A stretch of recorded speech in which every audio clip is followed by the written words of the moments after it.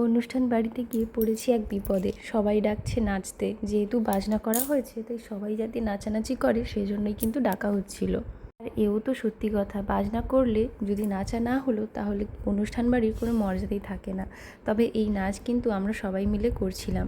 আমি যদিও নাচিনি, কারণ আমি ছিলাম নতুন বউ, তাই আমার নাচতে কেমনই লাগছিল। কিন্তু ওখানকার যত সমস্ত দিদারা ছিলেন সবাই কিন্তু খুব নাচানাচি করেছেন।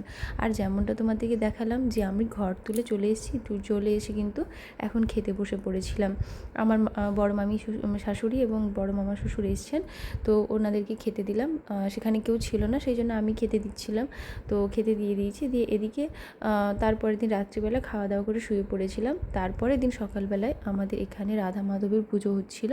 তো ওনার কাছ থেকে ওনাকে যে ভোগটা দেওয়া হয়েছিল ওটাকে তুলে নেওয়া হয়েছে। সেই ভোগ কিন্তু এখন সবাইকে মিশিয়ে ভোগ প্রসাদ দেওয়া হবে। আর এখানে কীর্তন দল কিন্তু কীর্তন শেষ করে ফেলেছে। আর অনুষ্ঠান বাড়ির সবথেকে মজার বিষয় কী জানো?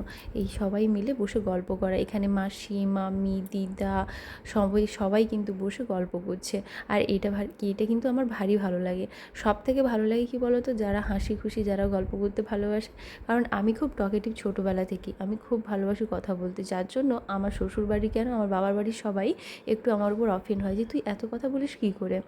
আর এদিকে আমি শাড়ি টাড়ি পরে কিন্তু রেডি হয়ে নিয়েছি। আমি আমার মাসি শাশুড়ির মেয়ের সাথে, মানে আমার মাসতুতো ননদের সাথে একটু ওই গ্রামের রাস্তার দিকে বেরিয়েছিলাম ঘুরতে। সেই জন্য আমাকে বললো, বৌদি তুমি রেডি হয়ে না, দুজনে মিলে একটু সামনে থেকে ঘুরে আসি। বললাম চলো। যে দুজনে মিলে কিন্তু বেরিয়েছি ঘুরতে। আর এই গ্রামের রাস্তাটা এতটাই সুন্দর যে ভিডিও ক্যাপচার না করে পারিনি। আর এত সুন্দর প্রকৃতির রাস্তা দেখে ক্যাপচার না করে কেই বা থাকতে পারে বলো তো? আর তখন হচ্ছিল ফেব্রুয়ারি মাস, আর তখন চলছিল ধান রোপণ। আর এই গ্রাম্য পরিবেশ নিশ্চয়ই তোমরা সবাই জানো যে আমাদের গ্রাম্য পরিবেশ খুবই ভালো লাগে সবারই, প্রত্যেকেরই।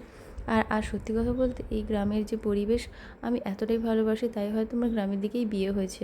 আমি খুব একটা গ্রামের মেয়ে নই, তবে আমারও গ্রামেই বাড়ি।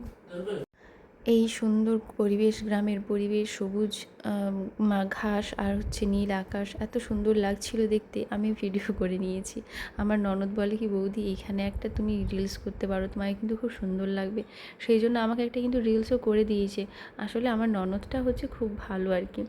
আমার হচ্ছে তিন ননদের মধ্যে কাছে থাকে এই মাসতুতো ননদ আর আমার নিজের ননদ। আমার নিজের ননদ তো আরও ভালো, সত্যি কথা বলতে ও আমাকে মায়ের মতো করে আগলে রাখে। আমি সত্যি কথা কখনো এক্সপ্লেন করতে পারবো না যে আমার ননদের ভূমিকা আমার জীবনে কী। অনেক অনেক অনেক ভালো।